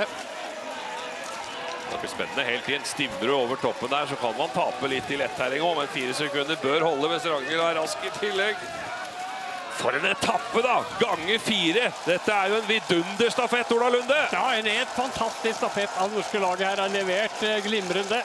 Og solid i løypa, og solid på standplass. Og det var ikke ventet han skulle på pallen her, altså. Nei, ikke i det hele tatt. Vi håpet og trodde, eller hadde liksom håpet og ønsket. Vi får hilse til høyden, og Ingrid Landmark Tandrevold også. Hun får bare ut på andre økt etter hvert, men hun har nok nytt i denne stafetten. Her er vinnerlaget med Stefanie Scherer, Selina Gråtjan, Sofia Schneider og Franziska Preuss. Populært, det hører vi. Gratulerer! Det blir vel norsk andreplass, gjør det ikke det? Jo, det ser veldig bra ut. Det så lovende ut på det forrige bildet der, og snur seg nå utenfor bildet, Ragnhild, og ser at det er kontroll vis-à-vis Julia Simon, og dermed Caroline Knotten, Junior Klau, Maren Kirkeøde, Ragnhild Femsteinevik, tusen takk for denne vidunderlige skiskytteropplevelsen. Og Frankrike ved strafferunder i starten opp på pallen. Det var godt gjort av de 4 der også. Ja, men utrolig imponerende laginnsats av de norske damene. Altså, her leverer de på topp alle 4, og da handler de på en andreplass. Rett og slett imponerende. Ja, det var bra. Dette var bra. Ja, de klarte å få ned de ekstraskuddene de fikk. De klarte dem å sette, og det var oppskriften her i dag. Unngikk strafferunden, og da er de på pallen da. Er det, og Sverige som var med i teten ut. Måtte da inn i strafferunden Elvira Øberg. Så blir de på kanskje en litt skuffende 5. plass etter at de har vunnet en gang. Hatt en 3. og nå en 5. i stafettene denne sesongen. Ja, det er klart det er kjedelig for Sverige som veksler først på siste etappen og blir nummer 4, var det? 5, ja. Blir nummer 5. Bak Sveits også. Dette er en sprekk av Elvira Øberg da. Og det er altså en sang og en opplegg her på tribunen, og så helt enormt stemning. Ja, du får synge med, Ola. Ja, da tror jeg alle TV-serier forlater lyden med en gang. Nei, pass på ikke juble for mye her da. Ja, det går bra med 6. plassen til Østerrike og Hauser. Slovakia 7.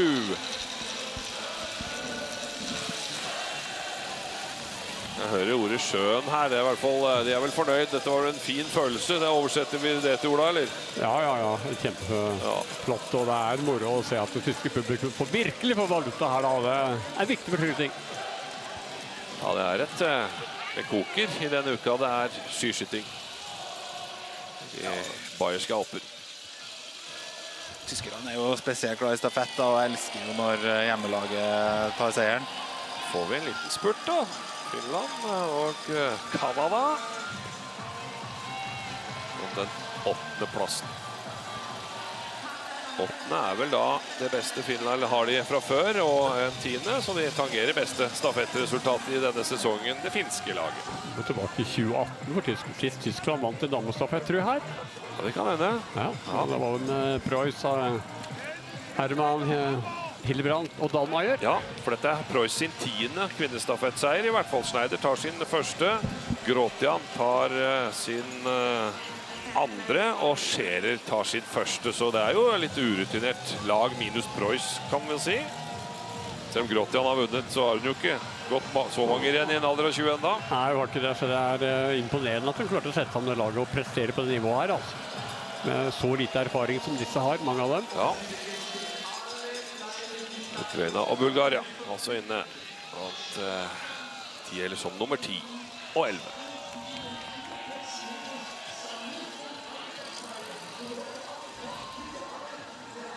Og noen bilder, det vel Simon Schemp som har vært litt I ruta her på Preuss gikk siste ruten også, for litt siden altså. Trenerteamet her det vel mange high five å dele ut. Blant de som har vært ute I landskapet.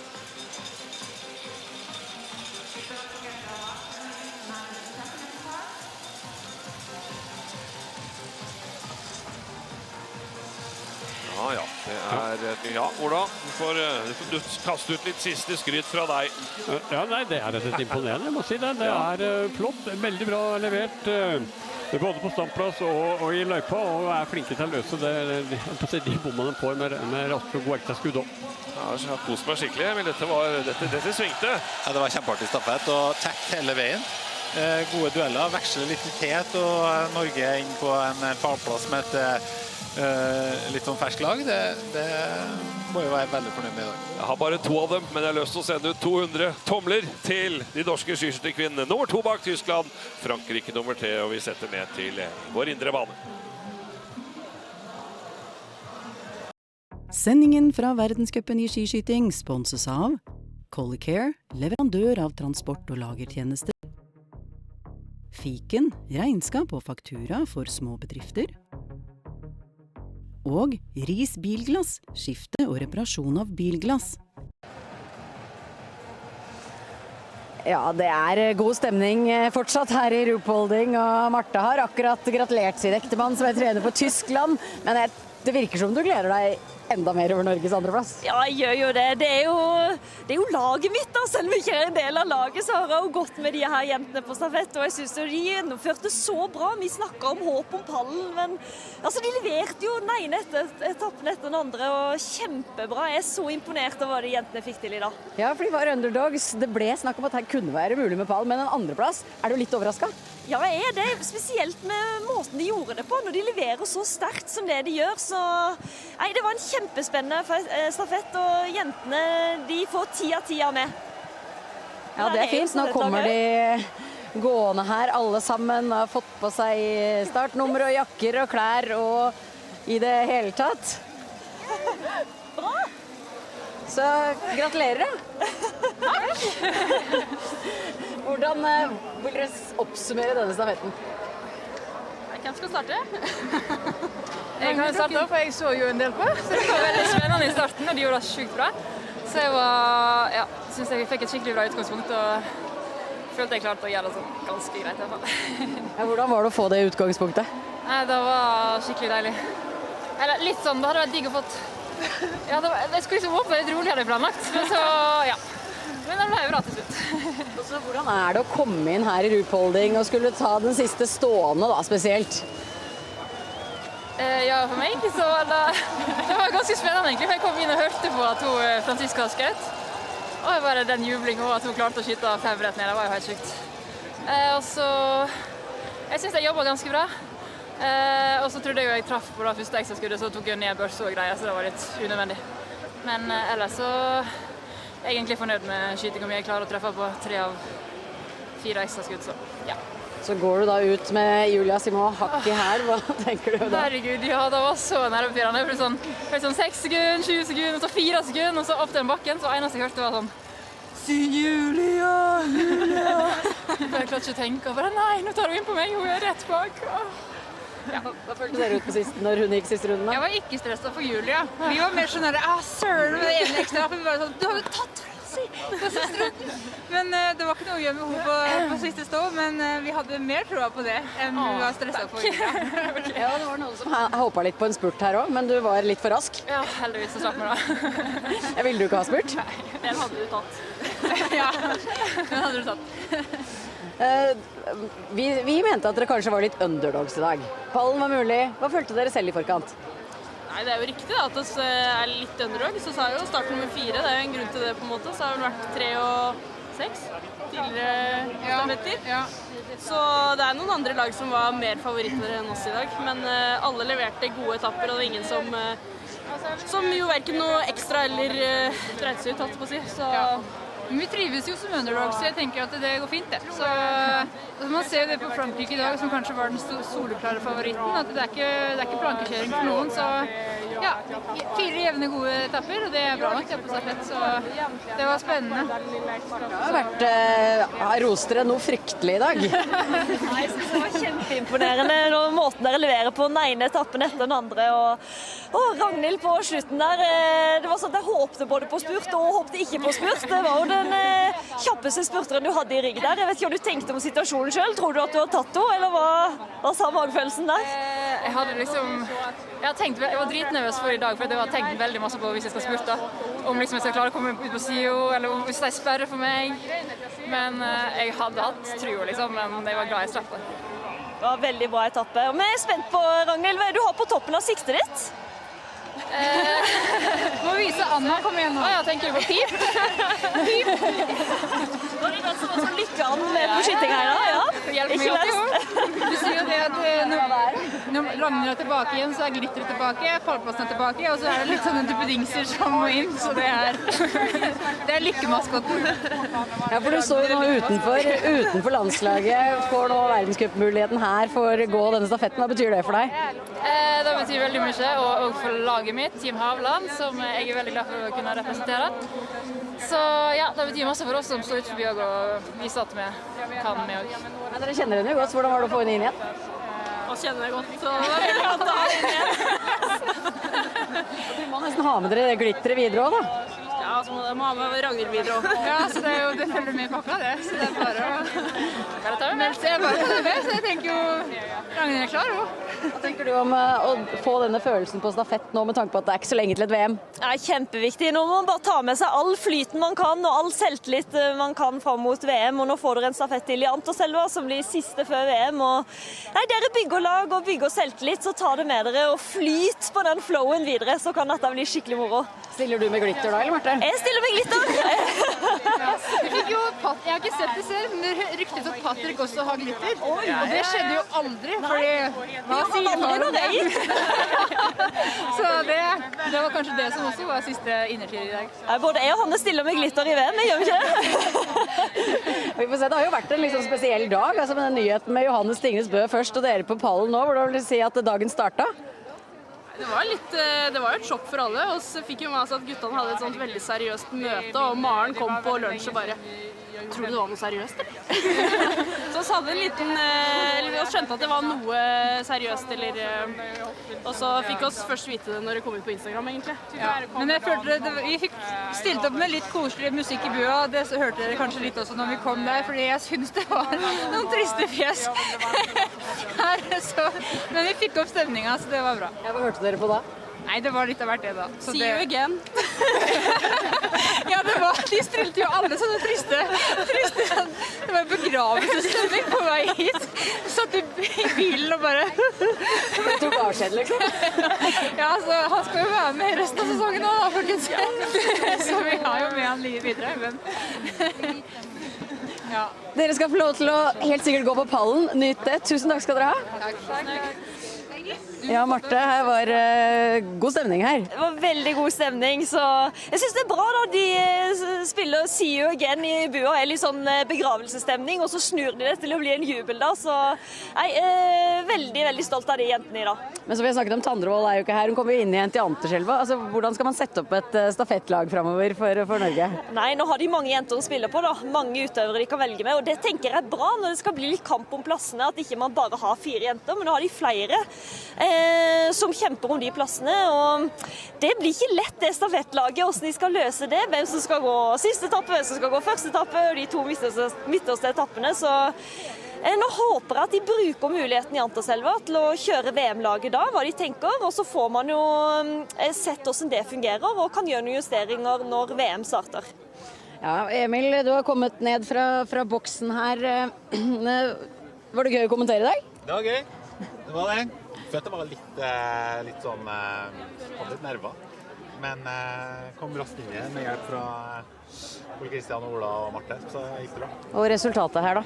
Det var kjempeartig å se. Bra stafett av de norske. Sett alle ekstraskuddene sine og unngå strafferunden, og det var det vi spådde på forhånd, at da er det mulig med pallen, så det var veldig gøy å se at de innfridde den. Fornøyd nå med å spådd pall? Ja, det er jo viktig å treffe med første spådommen som ekspert. Ikke sant. Hva tenker du om VM-laget da? Nei, vi har jo Ingrid Tandrevold som på en måte sitter oppe i Anterselva og venter på å få gå, så det er jo en veldig sikkerhet. Hun skal jo normalt sett inn på det laget, men her i dag så overbeviser alle 4 om at de også vil være med å kjempe, så det blir spennende å se utviklingen nå de neste ukene, og ikke minst inn i VM, hvordan de ligger an i forhold til hverandre. Ragnhild Femsteinvik gjorde jo beste norske på normalen, gjør en veldig god etappe i dag. Er vel bare reserve litt ned på lista for fellesstarten i morgen, men bør vi få se med henne videre? Ja, hun må bare fortsette den gode stimen her nå, og veldig bra at det kommer flere norske.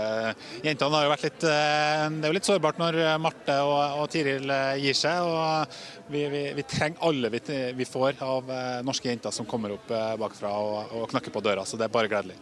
Er Ragnhild Femsteinvik med videre, tror du, Marte? Jeg håper det. Ragnhild har en formstigning og har vist 2 kjempegode konkurranser nå. Og, hadde jeg skulle tatt ut laget, så ville jeg ha tatt med Ragnhild videre. Ja, det har jo vært litt av en dag her. Hvordan har det vært, synes dere? Ja, det har vært både nedtur og opptur, holdt jeg på å si. Jeg har vært innom alle følelser i det. Jeg har grenet litt i starten på morgenen. Det så Emil og gjorde, faktisk. Og så har vi jublet her nå i ettermiddag. Så i dag har vi vært innom alle følelser i registeret. Ja, det er som Marte sier, det har skjedd mye her. Johannes Dingnesbø har annonsert at han legger opp etter sesongen. De norske kvinnene ble nummer 2 på denne stafetten bak Tyskland foran Frankrike. I morgen er det fellesstarter for begge kjønn her i Ruhpolding. Det gleder vi oss kjempemye til, så bare skru på og følg med da.